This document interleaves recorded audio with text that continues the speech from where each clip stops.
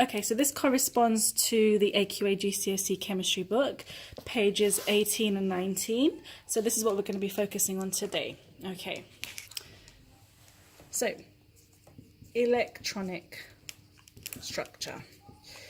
Now, this is a pretty simple lesson in terms that there are some rules. So these rules are that just follow these numbers, 2, 8, 8, 8. I'll tell you what these mean in a second. First of all, let's recap. Do you remember the numbers on an atom? So you've got carbon, 6 and 12. And remember, the smaller number is called the atomic number. And this number is equal to the number of protons and electrons. So when you're showing the electronic structure, this is the number you'll be looking at. Okay? So let's show this in action. So let's start with carbon. Now carbon has, hopefully you've realized, 6 electrons. Now if you follow this number rule, 2888, this is how we fill the electronic shells. Now remember, we talked about electrons being on shells on the outside of atoms, okay, according to the atomic model. So in a normal atom you'd have a nucleus in the middle, and then you have the electrons going around the outside. Now the electrons are filled in a particular pattern, and this is where the numbers come in. So you have carbon, it has 6 electrons.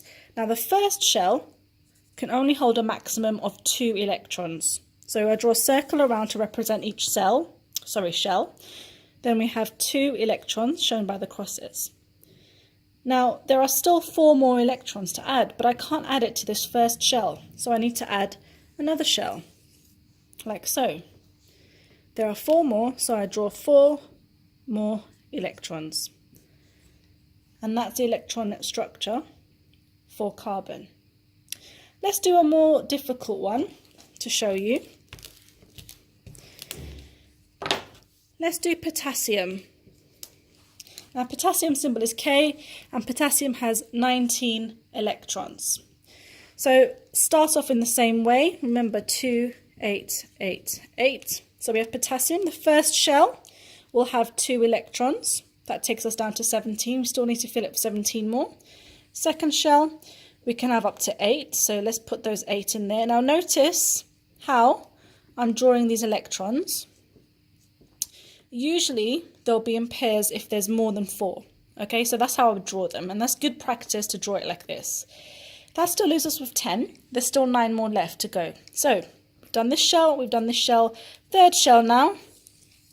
Again, a maximum of 8 only. So 1, 2, 3, 4, 5, 6, 7, 8.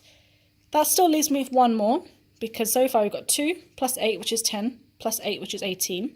So 1 more shell, and this time this shell can hold a maximum of 8, but we've only got 1 more, so we just put 1 more electron there. And that is the electron structure of potassium.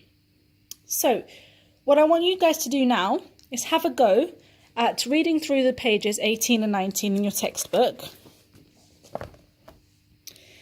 and then see how many of these you can do. So answer the questions 1, 2, and 3, and then practice. Choose random atoms and see if you can draw their electronic structures based on this rule here. See how you get on. Thank you.